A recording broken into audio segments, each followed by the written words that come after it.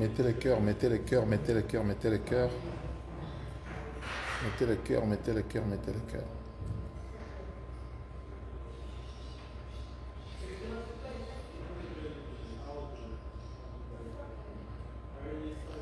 Bochara baker, bochara baker, bochara baker, bochara baker non solo la bochara baker belé parce que banguna mazé belé bazochaka ba bazochaka ba wana banguna belé bazochaka ba nini bazochaka ba nini ba bazo signalaka. Mettez le cœur, mettez le cœur, mettez le cœur. Il fait très chaud à Bruxelles, mais mettez le cœur, mettez le cœur. Surtout comme ça, on a bandi. De l'autre, là, table bimi. Table bimi, donc, ma caméra globale, on a table. Donc, Baba est dans sa peau d'enseignant. Danger. Dans sa peau d'enseignant.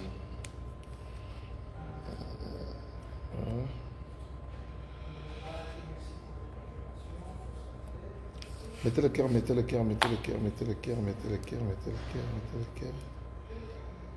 Mettez le cœur, mettez le cœur, mettez le cœur, mettez le cœur, mettez le cœur, mettez le cœur. Bon. Naroum il a trotté. Naroum s'appelle bien trotté. Bamasta. En fait, nous avons un bureau au Fongol à Bruxelles. Nous avons eu moins de temps par rapport à l'émission où pas parole, ça sera le lobby. Ma question pour poser qui moi éclaircissement par rapport à notion de génération. Étude wana ngai Zakari Baraba sur Mutuna Mena qui est en 1987-88. En 88 nezwa qui moi en pleurs parce que vient d'habiter mon coup fakunitu. Parce que ça en ambassade des États-Unis, avec la maison na comme un horizon africain. Et ça là ils ont na immeuble Donvik na Victoire wana. Donc, le lopon a bano bobotami après. Et comment il y a Libaba l'air moko en face presque il y a hôtel Matongé. Na quoi on a quand on a pompe essence dans sa Victoire. Tu as wana en 1991, 92, non 1900 oui 90 1990. To longwe toké na coin il y a avenue Chikapa numéro 1. Là c'est comme un bureau il y a Puna. Donc et ça qui réflexion à ça là qui oyo que chaque 20-25 ans ba support ba musique ba jeune musique ba bimanga balandara musique moko boy bana ba ko bota bana bambula ke seni mais apogée et ça la mara après 20 ans sur 20 ans vous savez combien lindi au moins apogée dans le salami yango wana na komeka ko expliquer lelo pona to me kana ko comprendre pour entendement ils ont raté parce que eux ils ont thèse théorie dans la bimisa qu'il faut que nous bimisa yango nazo ba ah pour te défendre yango à l'époque na professeur na autant ami professeur Yoka parce que c'est un scientifique ou ayebi parce que na sa témoignage professeur Yoka tant Yoka na radio nazo pe sa point de vue na ngai pour en 1989 jour à monanga parce qu'il y a eu avant professeur Yoka ya o nazo tanga malambala à tout nangai monsieur Zakari tu n'es encore qu'étudiant parce que degré na capacité à réflexion na façon na le belango et comme ça y est que comment on étudiant azam mailler les boy professeur Yoka azam mobile professeur Kamba il est le DG à IFASIC directeur à IFASIC dans le coup pour le belete na comme dit presque master à prof na ngagnon surtout professeur Ndaïwe Lesième dans le département d'histoire professeur Basunga professeur Jacques Mata il y a une semaine. Comme dit professeur Tchesungu, professeur Kazadi Longesha, tous sont devenus mes amis parce que en fait il s'est fait un mot. Je crois que le chef de travaux Pembele qui me regarde, et comment il s'est examen Zali, donc bazo tchanga na surveiller bande on a un examen, on a surveillé dans la classe n'a son examen pour bien qu'il nous reçoit avant que nous sous contrôle des banques surtout hyper. C'est vrai que na Simba crée Kala, c'est vrai que na Tangisa Kala, mais na quand même tableau au pour na meka ko ça na illustration na banini pour comprendre les enseignements. Les ali thèse na ngai pour na ko détruire ngo yaka na antithèse. Ko yate kaka o bilobela ko finga ko lobate. O za ko lakisa que dimension mususu pesa ali. Parce que capacité intelligence les animes. Bochaka ba cœur. Capacité intelligence les ali une circonstance à s'adapter aux circonstances changeantes. C'est que la circonstance a changé, il faut être capable de s'adapter. C'est ça l'adaptation, c'est ça l'intelligence. Alors, c'est quoi? De quoi s'agit-il dans ma solo notion? Il y a génération. Nayoga il va critiquer la géographie, mais vous évitez démographie et branche la géographie. Biso Kala, département histoire na ipene zelaka histoire géographie Kala. Après plus tard, bah au Kabola Biso, bah tu as géographie, bah tu dans sciences nettement exact, parce que balandi bah tu as physique, na ba mathématicien. Biso to tikali na côté sciences humaines. Donc au nazo loba ezali mathématiques ezali dans les sciences humaines. J'essaie de donner des éléments, arguments convaincants pour équender. Thèse nangai, hypothèse nangai, est basée mingi sur l'âge et à bateau pour accompagner ma musique. Donc d'abord, sujet la vie du jour.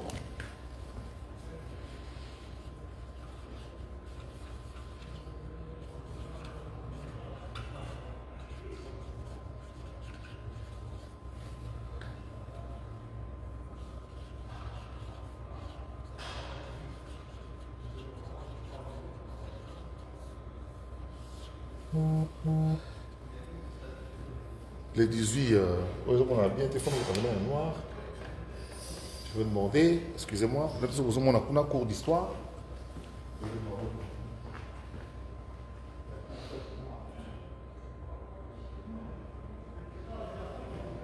Voilà, par exemple, en noir, tu as un bleu, tu as évité ceux qui ont un bolo banana yes. Ceux qui ont un bolo banana qui ont un so bozo on a la précédente na tiepe cours dans l'histoire sujet na biso levé la notion de génération dans la musique congolaise moderne.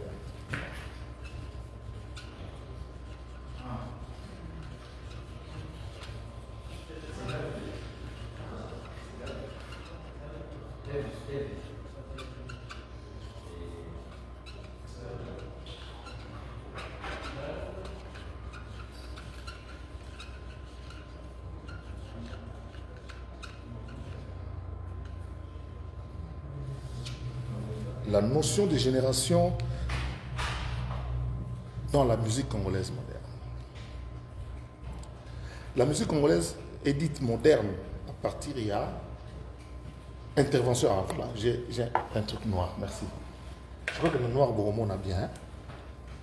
Du coup, on les adapte, on va continuer à en essayer. Donc, vous savez, le 18 juillet, cours d'histoire, la notion de génération dans la musique congolaise moderne. La musique congolaise Oyabiso, la musique congolaise moderne, est comme dite moderne à partir du premier studio et Salama qui n'a qu'à Kinshasa. Tant qu'on va comme enregistrer ma musique. Les années 37 déjà, on a déjà musique, on a musique moi 14 ans, 12 ans déjà, on a un bateau, bani bani, na boane, on a remettre les guitares, on a l'accès les guitares. Prêtre, on a un mentor, on a Mais moi, Zachary Bababas, je focalise en fait l'arrivée de ces studios-là comme étant le début de la musique congolaise moderne. Je crois que tous les spécialistes restent autour de ces années-là parce que déjà vers les années 25, déjà nous avions des griots qui évoluaient, ainsi de suite, qui avançaient. Mais dans les années 40, nous avons les premiers studios d'enregistrement. Ça en sorte que la musique est bonne. Donc moi, je base que première génération, disons, à l'apogée. Il y a un musicien en 1940, première génération.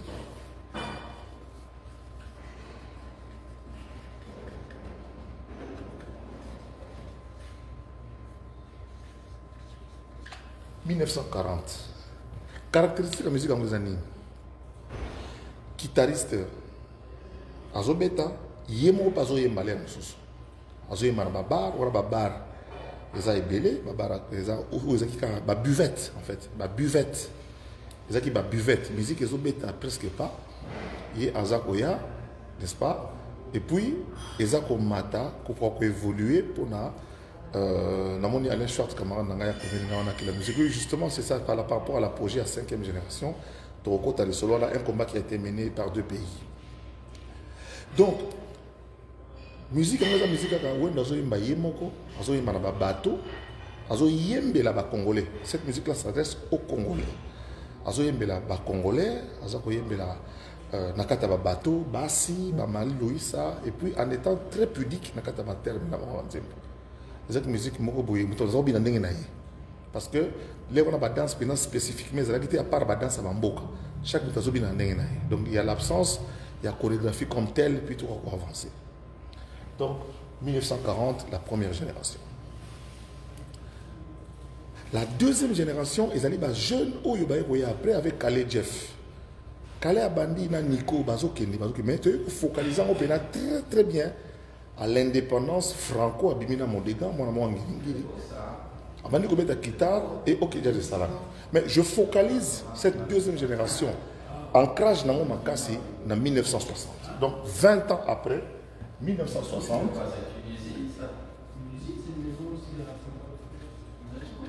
20 ans après, nous avons des jeunes qui arrivent, un jeune il y a Giringiri, qui arrive Modega en l'air, Balé qui a Calais, parce que Calais même est un prêtre, mais Calais est un intermédiaire entre Wendo, la musique à Calais qui est commis, influence, il y a Cuba, ce sont des intellectuels qui entrent dans la musique, et puis Yankee Goya, Rochero a s'imposé, dans le rythme au débat. 1960, nous avons le début de la deuxième génération, qui a l'apogée vers les années 60, 67, Jean-Serge Sou, Nico, ainsi de suite. Les ans à histoire, il y a musique à Congo Nabiso. Dans 68, je m'ai troisième génération est bandit déjà. Mais en embryonnaire, tout zaïna, borkasa mike à quartier, bazo bunda kutu. Mais par histoire, moi donna mo beti abete langa ke donna mo beti balanga ba bundana roxy chimpaka ba roxy chimpaka ba ba tout zaïna po ba ko kota zaïko après. Quand je sens que nous allons avoir envie, tant que zaïko na zalanga tinazo betande en tant qu'historien, c'est-à-dire ayant étudié le passé. Focalisation à zaïko, il y a troisième génération, t'as bien 20 ans après. Donc troisième génération. 1980. Merci. 1980, Bozoyeba, Zaïko, tout feu, tout flamme, avec jeune, renforcé, je crois que vous se souvenir, en 1984. 1984, j'ai 20 ans. En 1984, l'esplanade Yamama Ngebi. Zekete oba image tikala le lobby miombale Roxy Chimpaka na ba nene chaku na ba beta ba guitare et puis c'est zekete donc ils appellent très très près pour ça la makambo oyo les alliés il y a dans les solos il y a quelqu'un qui veut écouter en français mais n'a rien en français mais comme dans les livres. Donc en 1980 cette troisième génération se cristallise. La génération des Zaïko. Parce que Zaïko, en ce moment-là, chacun a presque son groupe. Donc, en ce moment-là, comme la troisième génération, focalisation en 1980, et puis les années 85, puis après, je suis devenu Kokita, les années 90, pour ça, mais cristallisation. Il y a Zaïko. Et l'Embi avec la séparation, Nyo Kalongo na Bimi Ombale en 1987, vous voyez l'histoire. Et puis, comme les années 2000, les années 2000, JB, Wera, tout ça, génération Wenge va marquer l'apologie na Bango. Qui va toquer la quatrième génération, dans l'an 2000. Donc, 20 ans après, en 2000, guerre, il y a Osarate, na Poto, à Zénith, Marambu, tout. En 2000. Des temps apologie donc classé que troisième génération basima oui to comme la cinquième génération parce que cinquième génération est liée pour vendre sa idéologie depuis 2020 idéologie vandi ba inos bi ba confirmé ba Robi Mundi ba confirmé ba Gez ba Wete ba confirmé avec ba festival le kola on a salaka en 1988 na robeta le son peut-être après en 1988 on a sali festival Oyo ezalaki na parlé na Fikim pour renforcer ko bota ba élément ba alimenter troisième génération. Oui puis série wana Zaïko peut se rajeunir na ba jeune. Zaïko se rajeunir na ba jeune ba côté les Carlito ba garçon de quartier la terre ba Willy Boula ba côté na Zaïko pour na ko renforcer. Idée on appelle ko faire ça na ngoti lelo ya ko rajeunir mata grand père poser na moyen dernièrement la répétition à part ko faire baba mutu na ngai na monde aller ki mike bazali. Donc ils ont un terme générique. Alors, 2020 ici, l'artiste qui est au top numéro 1 s'appelle Fally Ipupa. Il s'appelle, voilà pourquoi moi, j'ai appelé cette première génération. Génération de Windows. Première génération, la génération de Windows. Même si ce n'était pas lui qui était, mais c'est générique, parce qu'il était avec Boané. 1960, génération de Franco. 1980, troisième génération, Zaïko. C'est Zaïko qui s'impose. Mais bien entendu, il y a à côté, il y a Pépé Calais, il y a tous les autres qui jouent aussi. L'orchestre, vous savez, Shockstar, avant l'orchestre, c'est Bélé, notamment Pépé Calais. Pépé Calais. Trois jeunes, on a Pépé Calais, Madilou, na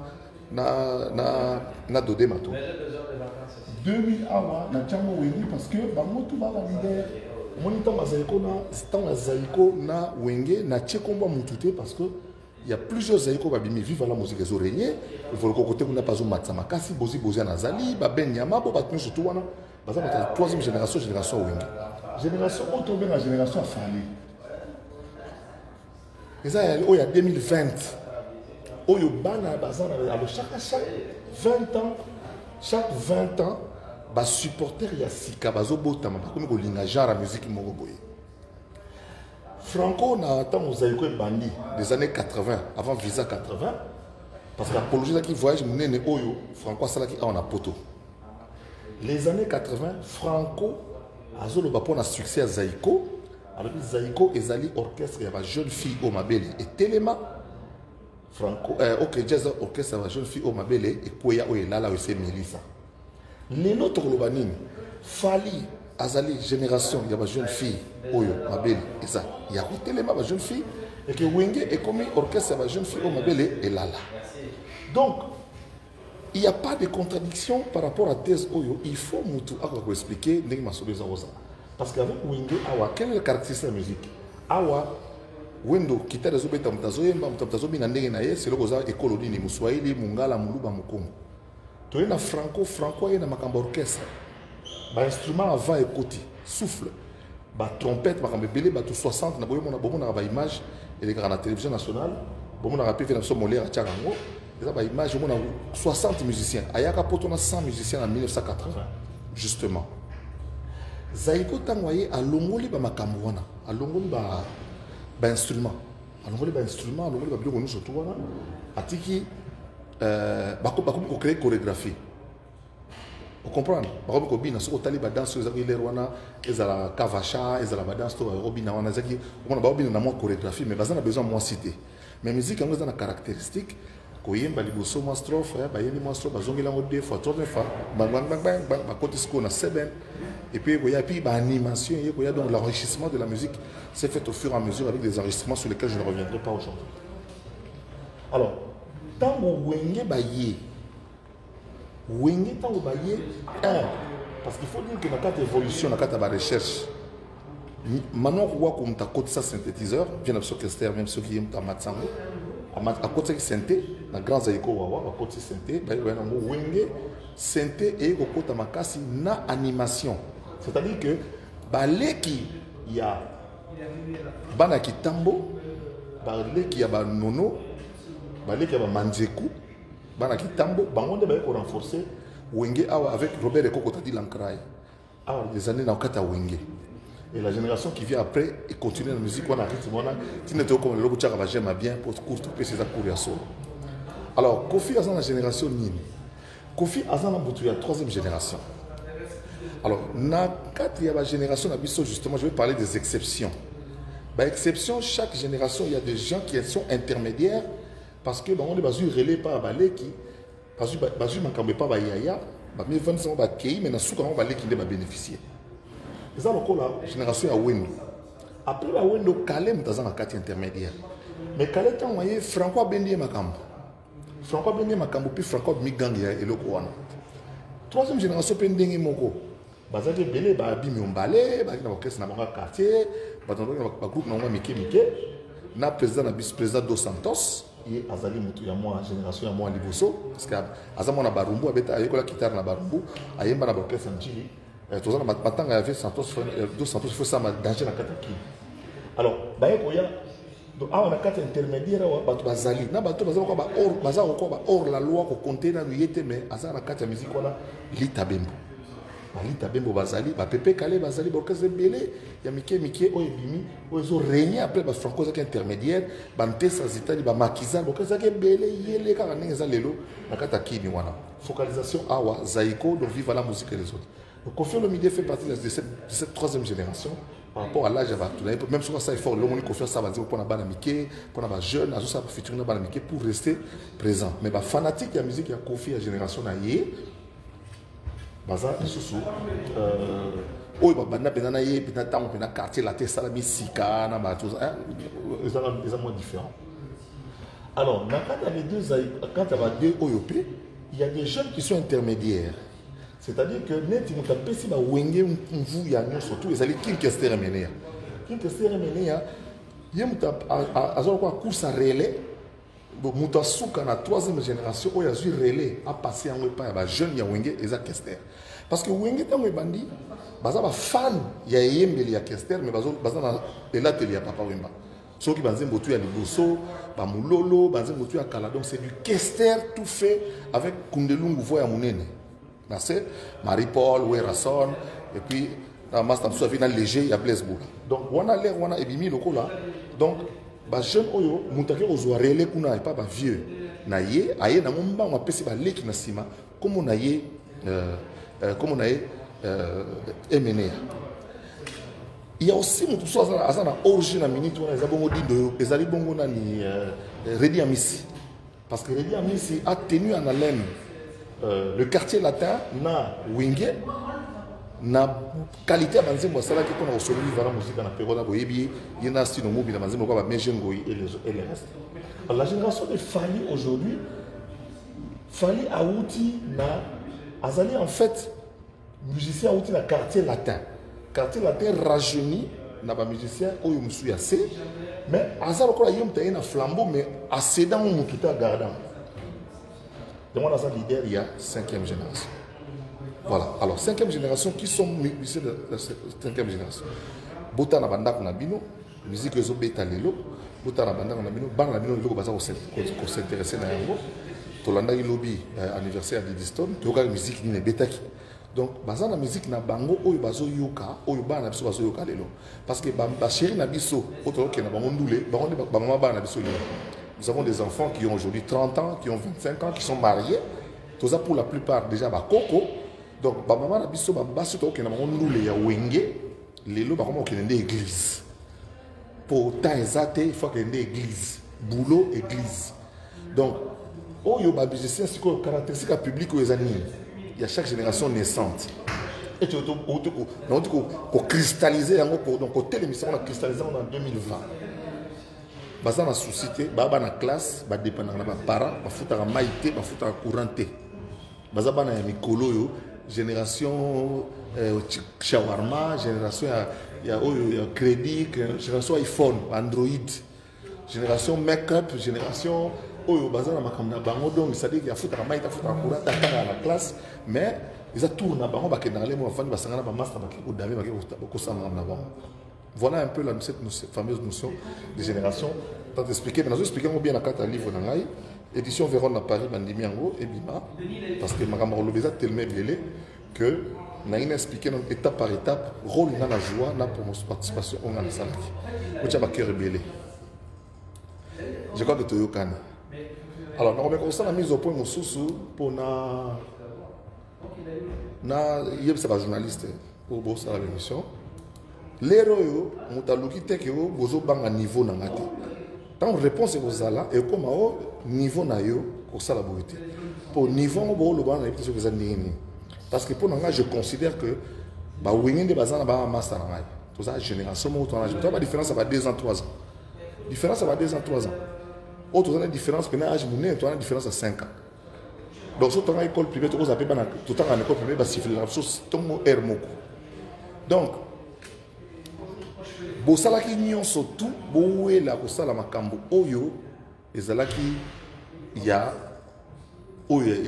réconciliation à Wenge pour lequel je répète encore une fois je ne suis pour rien parce que j'ai tellement beaucoup de choses à faire en dehors de Wana que koya poto exilté pour voir la poto bosse il faut un moyen koumela na poto est synonyme ya kozana moyen koumela l'étranger ata na braza OK uti que ce soit koumela na braza c'est kozana moyen on va na braza a plus forte raison koumela na poto est preuve que ozana moyen on va na poto donc beaucoup mi sabo félicitera moi na FO perso sans fonction mais FO perso mais azo vivre nini ça veut dire que nana ba madouche belé yele oyo na relié là oyo yobino beaucoup za na ngote à part nous les à part kokumisa musicien à part au sala boy donc naza massa na bino té bino ba journaliste mike pour ko sala rien nga na sala kermesse à Palais du Peuple na toni sa stade ngamo na sama mbi na ko retourner ça en 2024 pour ngape 20 ans na zo génération c'est quand toni sa stade en 2024 pour na sa stade na 2020 na 2000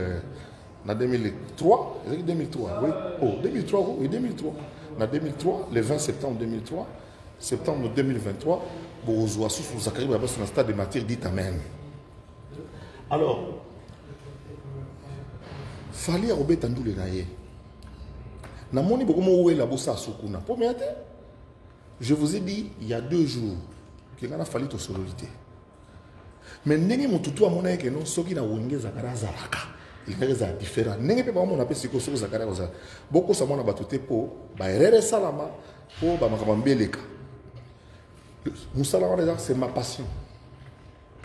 Qu'organiser bio quand on a passion na bango Africa boyebi j'étais le directeur administratif j'avais quel âge?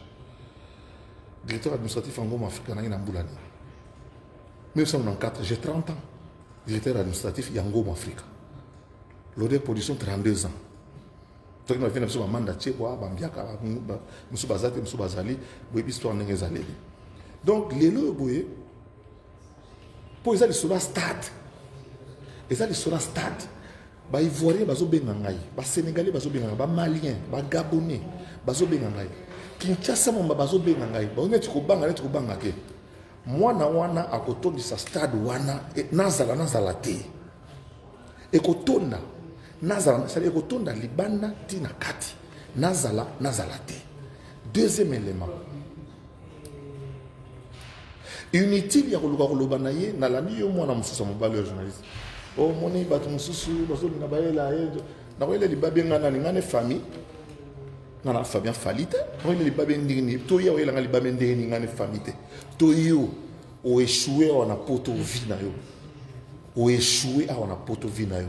Ngana na libabe na yo ngana famille ngana za bo mutao changa libaba zate pour nous na likona nga papa nga za sute do likona nga nzambe do ngamu na tikala kwa papa famille nga esko yo changa libabe ndeni na ocho libabe ndeni donc fallait azana lipamboli na ayebi ndenga na tout laka et puis il faut réussir parce qu'après il faire bêta héritier il faut bêta inosbi il faut bêta stade il faut Mundi Bourobino, il faut mettre stade, mais pourquoi pas? Il faut mettre stade parce qu'ils ont contre la palmarès, il y a activité na bango. Parce que tu pour gagner le retour, gagner l'eau. Ils ont un cadre de palmarès et activité na bango. Voilà un peu ce que j'ai voulu expliquer aujourd'hui. Nous sommes une grande famille, la famille de Baswanaka, la famille de Babundaka. Ça ne me diminue en rien, ni dans mes capacités intellectuelles, ni dans ma façon de voir les choses. L'avantage que j'ai, les avantages Oyo. Il y a avantage on a un avantage et ça qui n'a pas l'aise na professeur Kambayi professeur docteur Kambayi sur azo développer théorie na zo yokai dit nous avons fait une conférence na oui on a parlé du peuple la commission PAJ. Moi j'étais membre de la commission PAJ.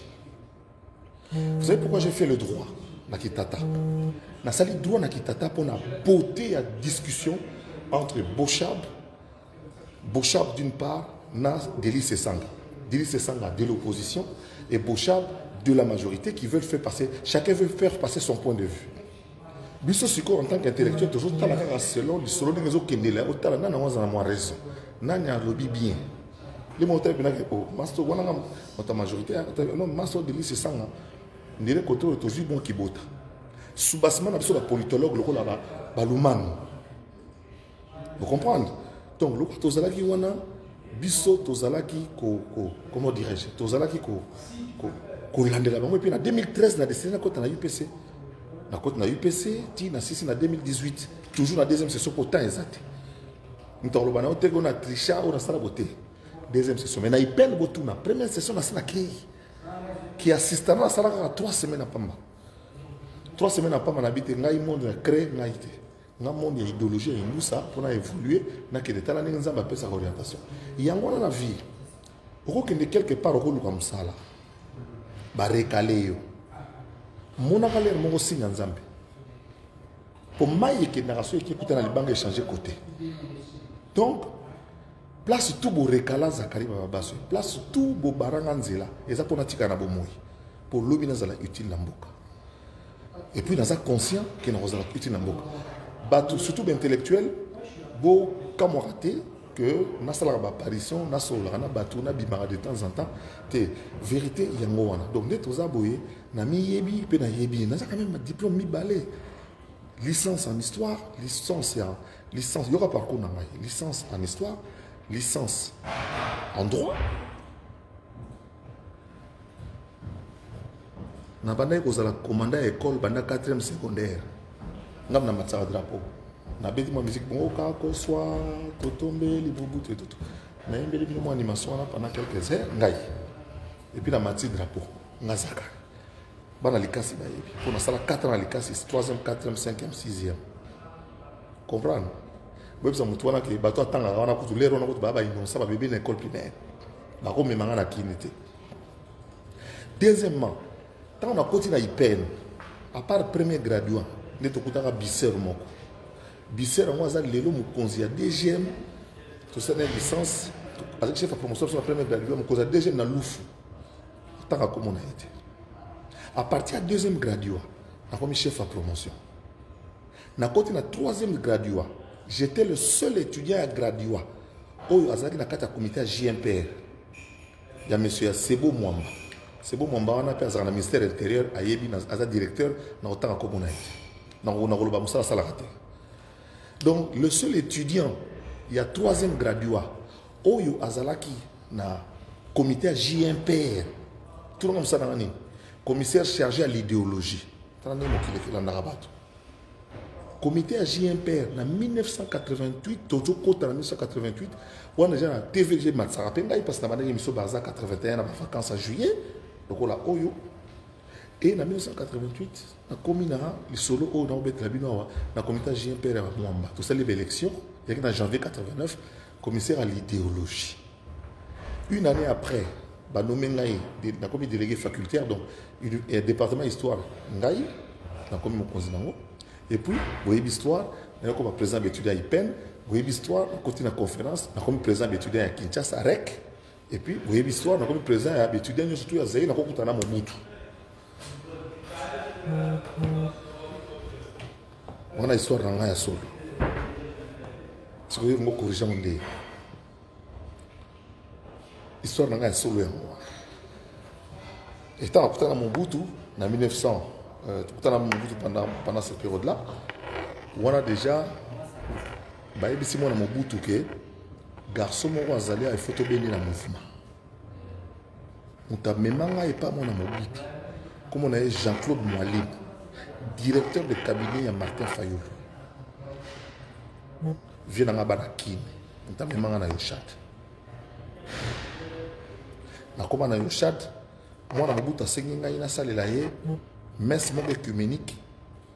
Na poli palais du peuple, esplanade. Ba protestant ba yembi, ba tout ba yaki tout ça les messes et puis après na soka musique en kilebetaki. Jour oyo, Marie-Paul a quitté la public. Wenge les autres wenge BCBG 4 fois 4 ba ki banda elle parmi fait na ki.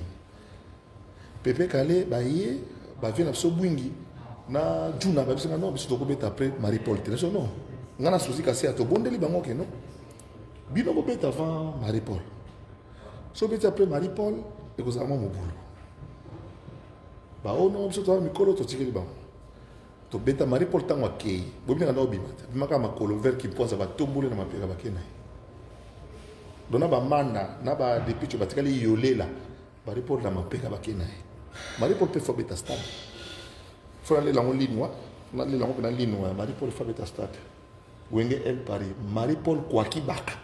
Na beta déjà na vous avez battu. Na beta déjà na stade du 20 mai.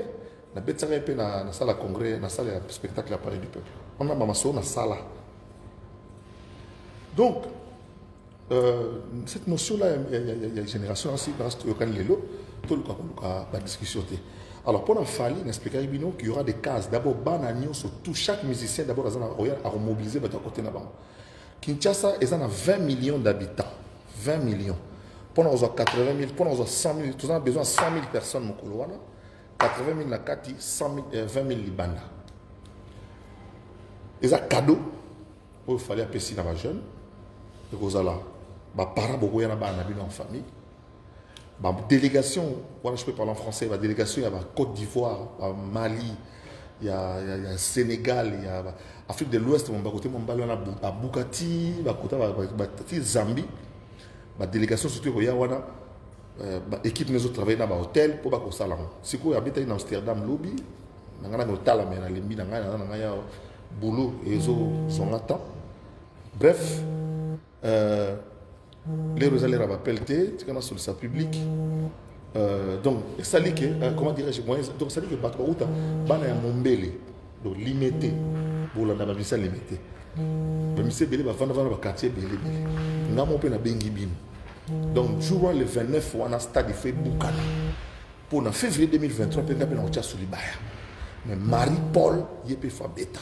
Tiba, mais Marie-Paul peut faire bon maman, abeta quoi qui baka. Mais nous donnons la chance aux autres. Parce que ceux qu'il fallait à réussir, les gens sont héritiers, Watanabe, Inosbi, Gaz Mawete, Fabrigaz, tout ça, partons de ce stade.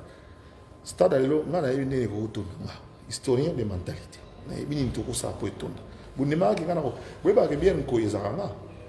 Pour ceux qui ne savent pas, tous les musiciens, pour bien être kama, il faut musicien.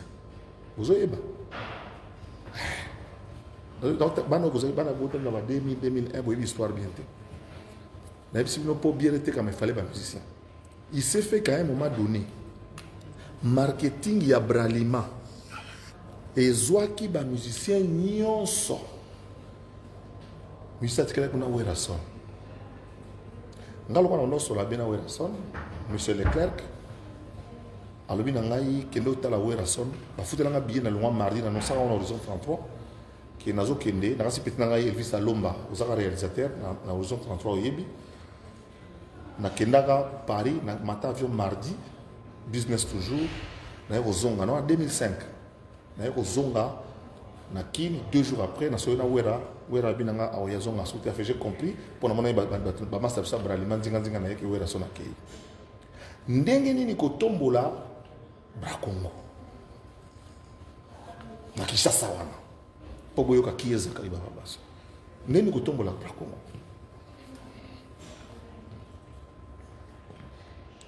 koi projet vanda na ngokala ya bra Congo. Bendi bucha bakera na sala publicité encore ngai Tilelo, quelle est la bière la plus bue à Kinshasa? Ça va faire 17 ans depuis 2005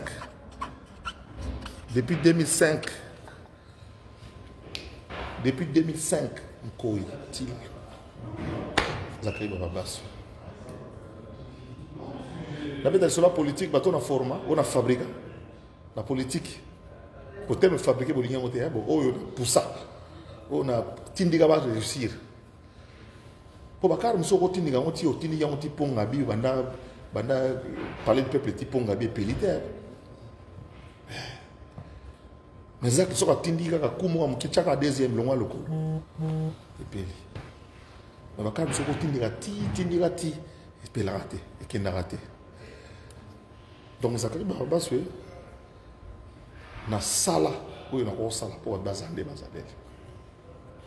na ko suki sapona bisa bino ke ko finga na Congo ne bo finga na ba to finga na mani ils ont l'habitude ils ont la preuve le 1er juillet passeport diplomatique imprimé donc ko finga na bino pour les ara duya au fait ko congolais ko finga comment bien mais le dimanche au église mais ça bazo mona yo nzambe azomona yo ofingi zakaka yo komona tokozana kaka bona 12 oyebi terme 12 place euta nana fonda yango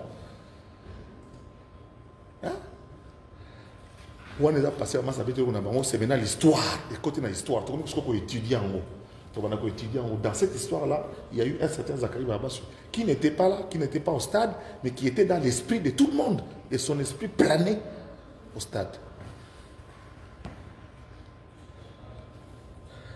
Bato bolobi ki na ke exil o franco lo ngana ki makisasa kisasa akini malebo boy ba ndenge so mta ume libana se gaza aza il faut féliciter po yo sana kini wana ko kakini te mata avion yaka kutu kenda ta braza so mo mta ume na braza se ki akokia ta makasi po li pa na pilote aze pa na bisote kwa bende nkulu kwa muchi donc li pa bateza ko fani ko nzete donc comme tu fani ko na ume la koto se na moyen c'est ba moyen au fanda koto eza donc ça a souci mouké encore internet comment tout comment on a construit la télétravail maratro désiré cacher mon accord sur la ligne ma master soit allé au bureau qui ont pris leur café tranquillement je vais donc arrêter parce que je suis un peu dans une salle ça va non, je peux continuer merci beaucoup on demande de continuer parce que mon bureau était un peu loin d'ici donc on a pensé que tu dis Eric Ndala yo yebi parce que yo ozalaki yo za génération wing mais banana yo nous la fali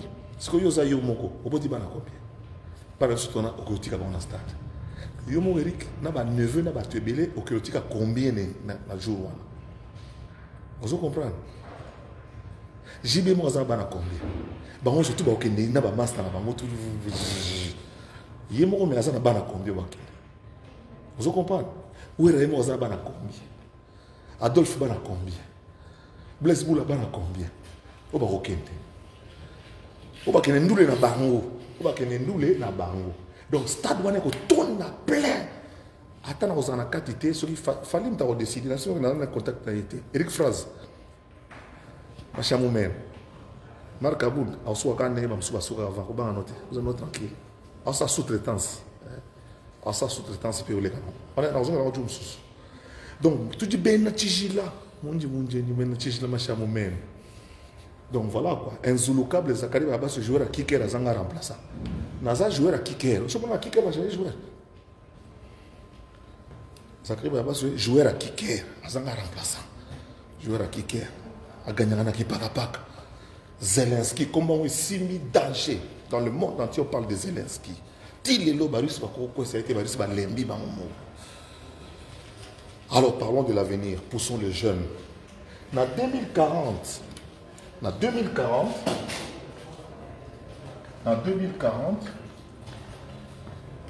Naozala, 2040, Naozala.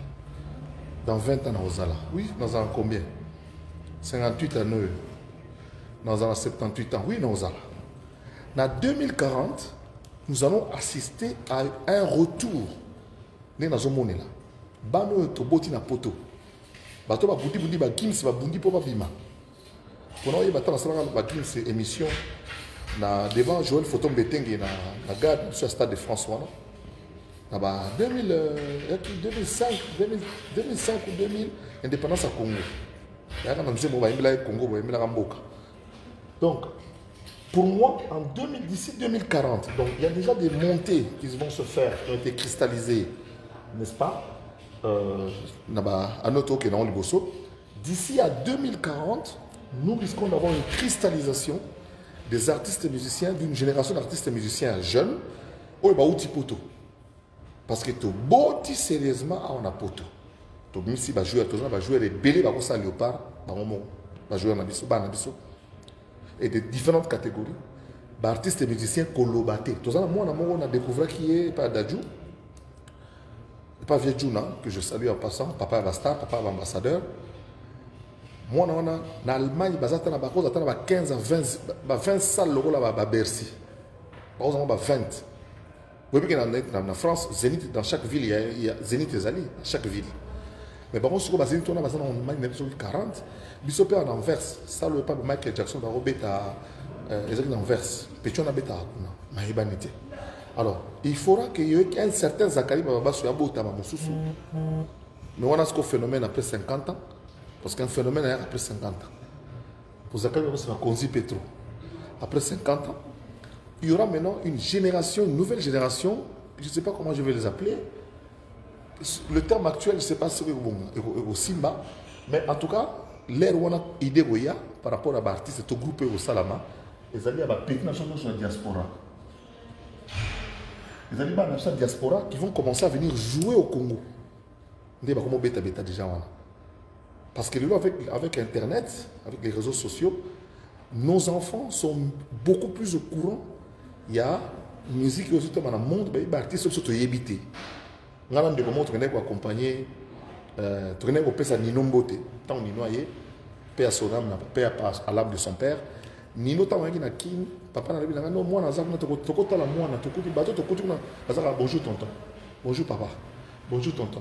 Je suis l'ami de Zakari, je suis l'ami de Daniel, je suis l'ami de Karabongo. Bakolondoul, balandistar na on a parlé ba yebité. Né au salamapé pour nandoula fali. Tokenandu le mot na Eric Yozoyeba. Eric Ndala, Ozoyeba, ils sont en bêta. Tokenandu le mot yo, nangai, to termina borizo masamba, et là, mutasara on kamika chama. Fallait à bêta nandu le mot il y a 2-3 ans, en 2017-2018, à bêta nandu le mot na Romeo Golf. Et pas y aller. Tokenandu le onangano, tokimanga, tokenandu termina cointe. Pour ban, na bazo compensation bambote. Bana Mike. Il y a un challenge. So que na challenge, le bloc Mike on a na bana. Na na challenge pour na ba petit bomba les na ba petit bomba chez moi bien. Et moi pour nous ta la paix. Pour moi bonjour papa, Yonan. Moi na Adolphe avant dernier. On a autant la maternité à. Tant bien na to la pour qui kuyenga belle-sœur. Autant qui kuyenga na aboti à la maternité. Moi, on a fait un master, il a staffé sans souci. Mais on est retourné à stade. Le 29 octobre. Stade de Kofungwama à 10h. Au plus tard, 14h30, vous amenez les enfants. On a midi 13h, dans le stade. 15h, 16h, concert est en Moui. On a pas des experts dans la musique. Quand il fallait appeler ça, il y a un fallait avant une émission à Popol, ou pas sous là. Alors, il ne faut pas côté, il faut pas ça. Il faut ça. Concert à Fali, il faut tribune latérale pour la famille. Tous les catégories, les pays, les drapeaux, les drapeaux. Quand il fallait passer concert à Wengi, ce n'est pas un sim. Mais il y a un leadership, il y a un podium. Quand il y a un Fali, il y a un concert. Banang communication bouille. Bisson tant que solide de mentalité, ndeni bana tchangu bakoya. Pour bako matina stade. Ndeni bana makala bakoya. Ndeni bana mitendi bakoya. Ndeni ni ba fan na ya mbanzango bakoya. Ndeni ni quelles sont les dispositions prises pour Brazzaville? Pour nabi que Brazzaville mobimba et ozana kin. Brazzaville mobimba ozana kin. La disposition au niveau beach, ba léger, ba to ba 4 ça c'est un samedi le 29 octobre, les gens vont traverser le 29, et je pense même que Toko Sala, je proposerai un dîner, il y a before, hein, il y a before spectacle, avant le spectacle, vendredi dans le soir, tout souhaiter la bienvenue, parce que nous avons appelé quand nous avons appelé Turquie chez Azongi Poto. Turquie chez eux. Samedi, on a Turquie chez eux, et le mois minuit. Alors, si on est à Paris, on a conseillé aux Turquie. Si vous êtes à Paris, dans le conseil de Turquie, au comme à Paris, à 10h, il y a lundi, au comme à Paris, 10h à dimanche. Donc, si vous êtes à Moussala, qui m'a Moussala vendredi, côté Turquie, au comme vendredi, n'a pas quoi, ou assister à dîner Oyo. Ngaï, que je peux offrir en tant qu'Mbiaka. Donc, offrir dîner, on a Eric Ndala, Richard Kabala, bon, je bon, déjà. Eric Mandala, tout ça, tout Yamba Bapaya. Toyamba bapaya. Donc on a une sorte de before, mais délai dîner ya bapaya. Au bail au tala, fallait toyamba on a dit ça. Qu'on souhaitait la bienvenue. Le gouverneur sera tout ça même acheté Temba. Merci beaucoup quand même acheté Temba. Moi la génération Abisso moi en 64, pour l'angai, tout ça on a acheté Temba. Toyamba ba délégation où ta poto, des différentes délégations où ta Congo Brazzaville, où ta route à Afrique, Sénégal, na Dakar, on a docteur Rokia. Je te salue. Amène tous les Sénégalais qui vont venir. On va s'arranger avec l'immigration. vous venez parce que nous sommes l'Afrique se fusionne aussi au Congo. Donc les Ivoiriens qui ont été donc bazoya bauta Côte d'Ivoire donc yele aussi au Sarnaté ngamo on a 3-4 personnes petit nangai wana Aminata la Congolia petit nangai Abbas bango tout bazana bisou fali bana disposition za kleboya tchétché yango wana botambola ndé to tambola chebino. Donc batnu surtout wana baroya le 28 to salimo dîner mo ya munene on souhaite bango bienvenue. Trop bien à mort. Robin on dit ba robeti la bango ou bien talaka ba idée bo futanga ko. Donc ba Robin on ba idée Amadou Tchebe azanga ki yango.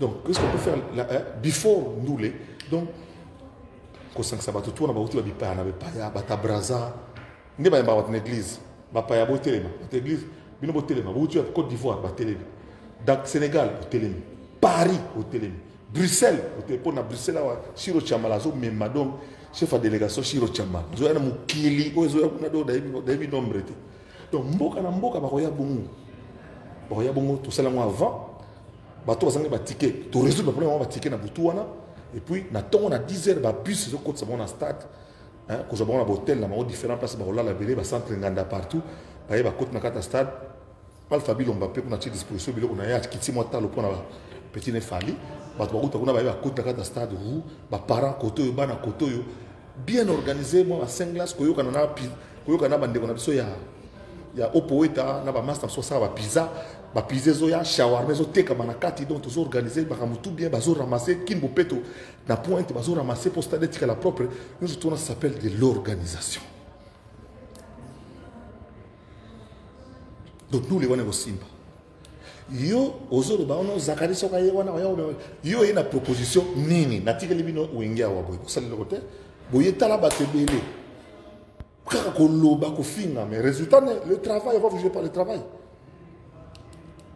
Mirentima on est ça intéressant donc voyez ben nous venons de Paris ah staff à Paris au téléma ah biso ye botemi koto ça va parler beaucoup là que sous pembe ba reconnaître que ba na Paris bango ba ye au terminal stade drapeau France drapeau Congo na pointe bana soki ya mboka nini kuna à Londres drapeau Angleterre na pointe ba mbele délégation za kuna babi bana tata mapasa Schengen presse ezali bongo ndeko fali aroya wana li passa au mususu mutaoya li passa ndem mutaoya li passa ya mwasi ndem mutaoya conduire délégation tout ya fanatique ni surtout ya Angleterre ya Jema mutaoya na ba délégation surtout ya France ya Angleterre ba oya po ba kozala wana na bisin pangi na bilamba kitoko auzasi mana ba donc ba délégation otambola bongo yebo organisation boy mutaoya bango ya stade ndengeni. Vous voyez que c'est très intéressant, Madame Mirentima. Donc, il y a une période, mais il y a surtout qu'il y a un jour pour vivre à Moko. Il y a un jour, le vendredi, il y a Turquie, pour Turquie, c'est comme à minuit. Turquie, c'est à minuit, et comme il y a à Istanbul, et puis correspondance, 10h, 11h, dimanche, lundi, il y a un boulot, Popov Tendai. Il y a un Zalagati.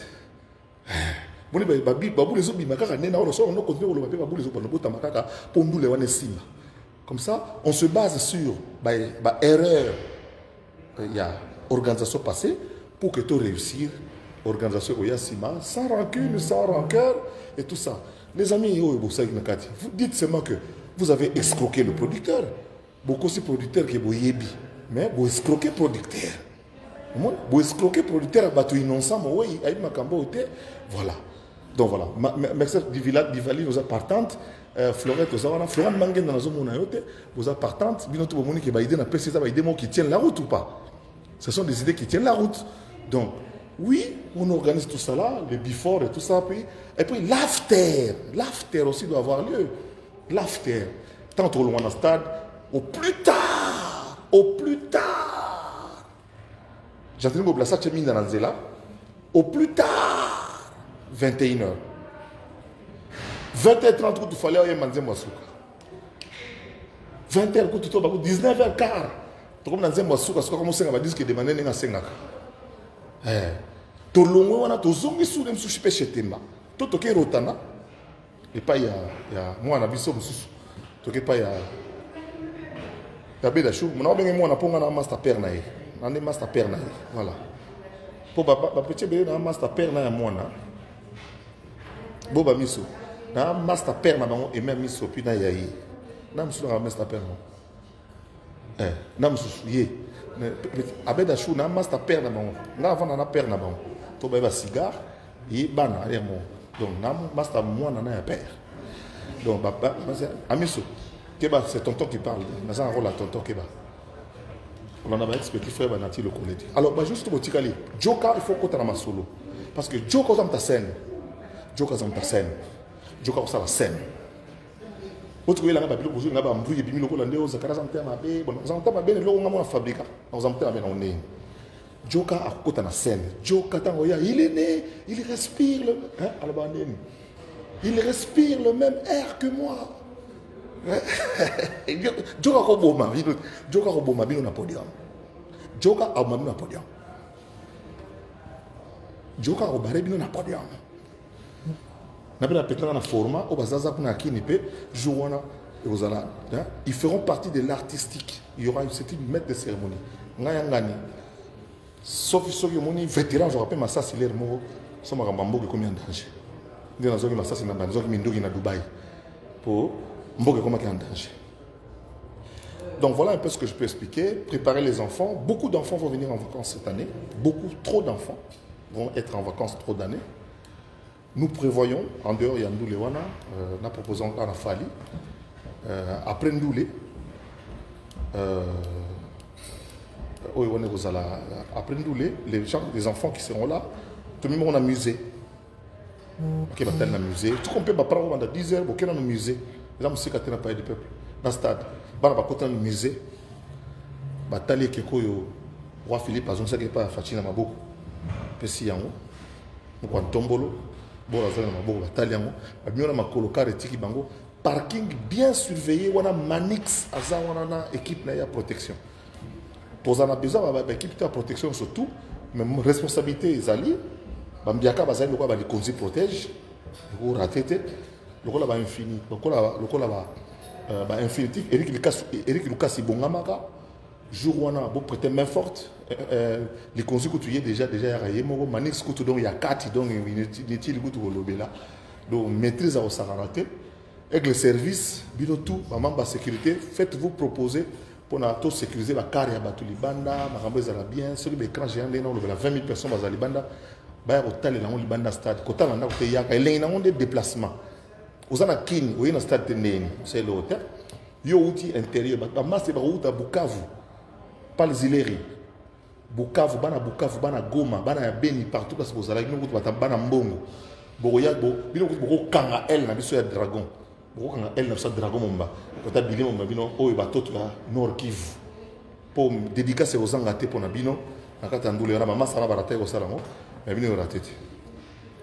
Voilà un peu ce que je peux dire pour l'instant. Na pesa mo mbote na bandeko na ngatu na moni awa.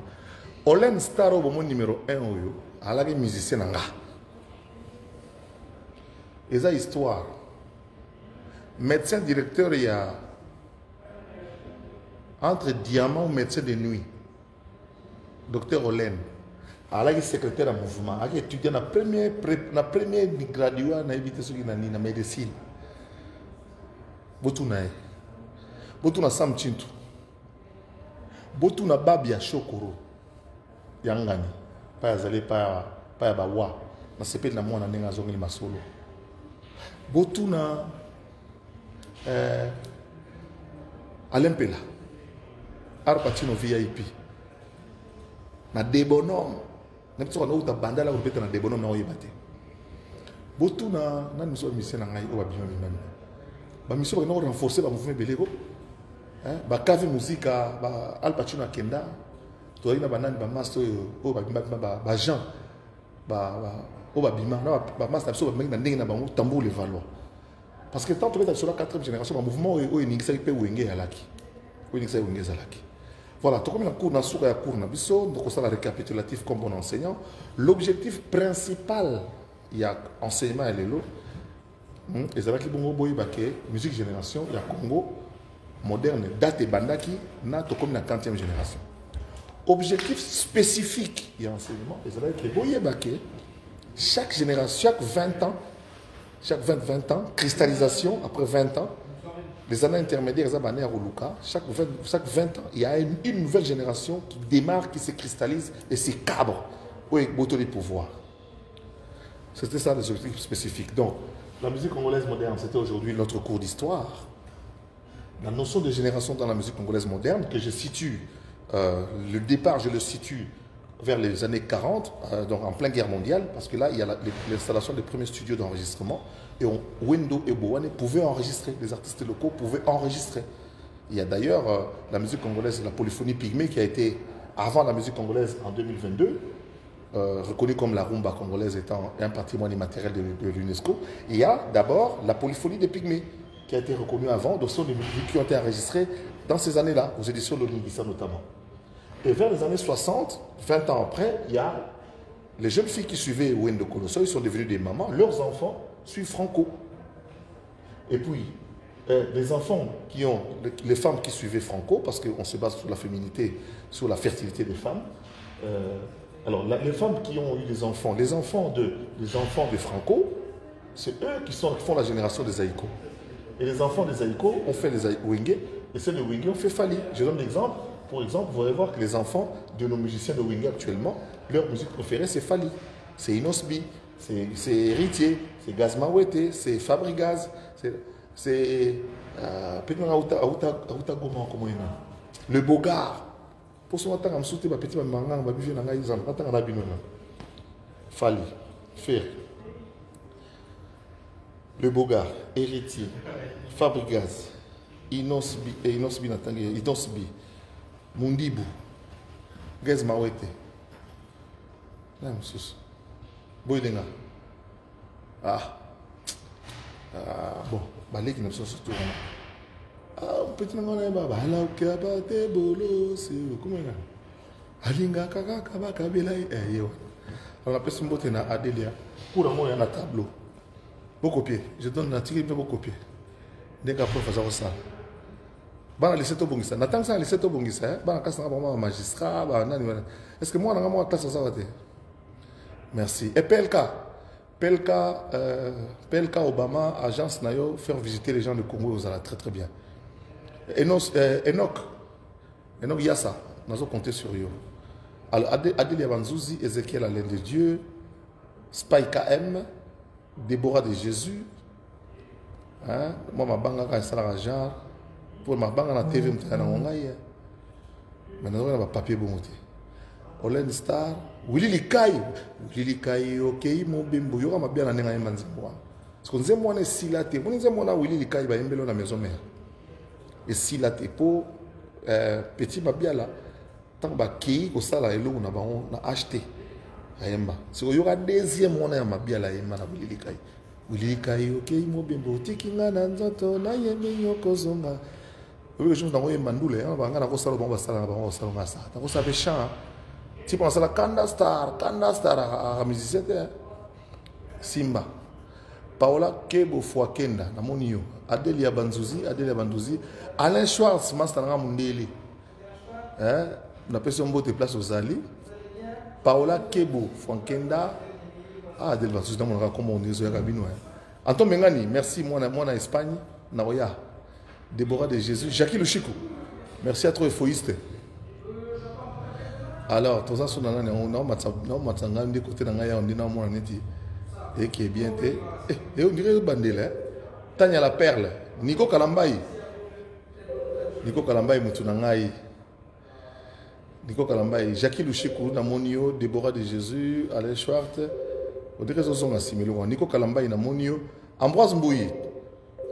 Ambroise Mbouyikou Canada. Ouais, toi. Oh, non. Toké nan, toké koto. Allez, Patrick, on a ni. Alain Schwartz. Toké. Nous avons dit comment on soutient Bolim Sangai. Misongo, comment on dit ma misongo. Yango, ce que vous avez dit, chatembe. Misongo, qui est abonné, qui est boyo, on a soubienté. Pour ça, au film, ça va être Marie-Claire Chango. Oh, petite sœur. Vous l'avez dit court. Yo tu yara na bana normalement personne Mercedes Ntia Kabila autant moi non la Mercedes Ntia Kabila Cherokee Netia Zakari BMW Netia Kester n'a pas la star na kini wana Cherokee Netia Zakari Mange Maria. Géraldo, le notable Yamba, yo yebi. Honorable Bouy Lunkong, danger. Filemon Mouya, Moutunangai, yo yebi. Et à dire que je comme hein. Bon, on a sauté quand on a pas tenda il massa nangai na idée que ça. T'es dans un kin déjà. Nangana autre. Florette Kizola, nazo yana ba mindelo ba ça film ba passer mo kimbango. Na nazo na ba. Sabin, eza quoi ba ça la pena film ninga za ni ba ça film à Lumumba na ko ça na Congo. Ba za ya bana kala ba ko ba commission. Madame ministre de la culture la sécurité papa commission ni boya pour mboka. Moi ça za lupemba pour mboka.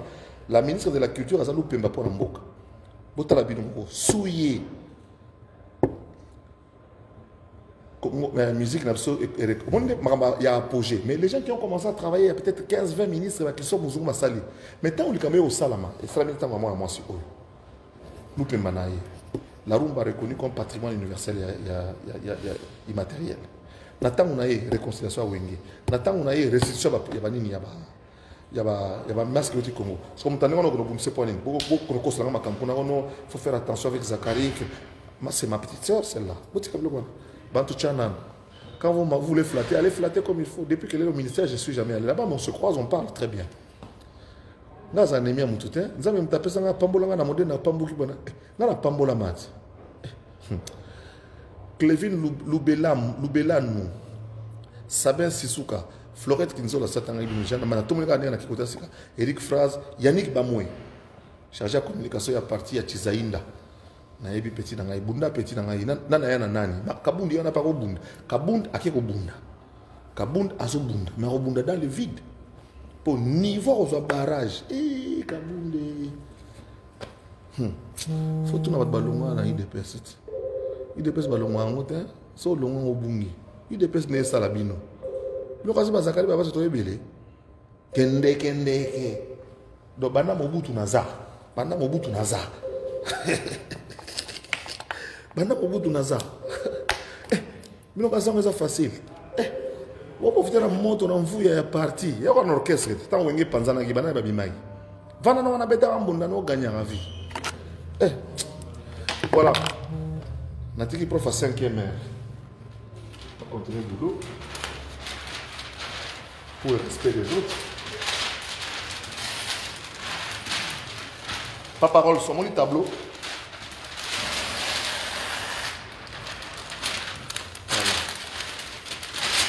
Pour le pessan du top.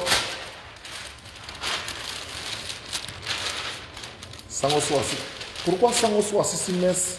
Il faut aller la tiba sango. Il faut lander la tiba. Sango soit si mince à bon sablo on est mort. Sango soit si mince à bon sablo on est mort. Dans ce tableau hein, parce que nous avons pas dire c'est un bureau na biso à monene. Sango pourquoi sango nazo ya boko melanga pourquoi sango alembo la gâte na to ala nana ba poussière wala ya komini